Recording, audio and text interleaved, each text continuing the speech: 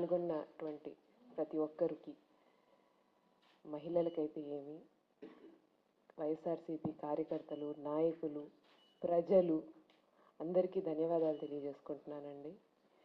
నేను ర్యాలీలు తక్కువ చూశాను, రాజకీయాల్లో కొత్తగా వచ్చాను కాబట్టి. కానీ నిన్న ర్యాలీలో స్పష్టంగా జనాల్లో కోపం కానీ, ఉద్రిక్తత కానీ, ఇది వైఎస్ఆర్సీపీ పార్టీ చేసింది అన్నట్టు కాదు. వైఎస్ఆర్సీపీ పార్టీ ఒక అవకాశం ఇచ్చింది ప్రజలకి వాళ్ళ వ్యతిరేకాన్ని, వాళ్ళ నిరసనని తెలపడానికి. స్పష్టంగా కనపడింది జనాల్లో ఎంత వ్యతిరేకత ఉంది, వాళ్ళు ఎంత కోపంగా ఉన్నారు అనేటువంటి విషయం.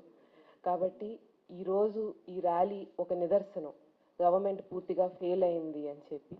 కాబట్టి ఖచ్చితంగా మిగిలిన వాళ్ళు పాల్గొనడమే కాకుండా ఆడవాళ్ళు భారీ ఎత్తున వచ్చి పాల్గొన్నారు. నేను ఎప్పుడు చెప్తాను, బహిరంగంగా ఆడవాళ్ళు ఇంత ఎత్తుగా ఎప్పుడు ప్రభుత్వాన్ని వ్యతిరేకించి బయటకు వచ్చేటువంటి సందర్భం మనం ఎప్పుడూ చూడలేదు. అటువంటిది ఆడవాళ్ళు కూడా అట్లా వచ్చారు అని అంటే ప్రభుత్వం ఎంత కిందకి దిగజారిపోయిందని ఒక్కసారి ఆలోచించుకోవాల్సిన అవసరం ఉంది.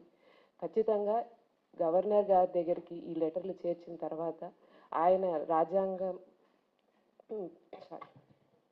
ఆయనైనా ఖచ్చితంగా ఆయన హక్కు ఉపయోగించి ఈ డెసిషన్ని ఆపుతారనేది ఒక్క కోరిక ఉంది.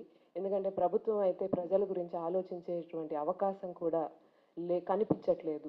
మేము గద్దెక్కాం కాబట్టి మేము 5 ఏళ్ళు మాకు కావాల్సినట్టు ఉంటామనేటువంటి ఆలోచన స్పష్టంగా కనిపిస్తుంది. కాబట్టి ఇప్పటికైనా ప్రజల పక్షంలో నిర్ణయం వస్తుందని మనస్ఫూర్తిగా కోరుకుంటూ మరొకసారి ప్రతి ఒక్కరికి, ప్రజలకి కానీ, శ్రేయోభిలాషులకు కానీ, వైఎస్ఆర్సీపీ కార్యకర్తలకి, నాయకులకి అందరికీ ధన్యవాదాలు తెలుపుకుంటూ సెలవు తీసుకుంటున్నాను.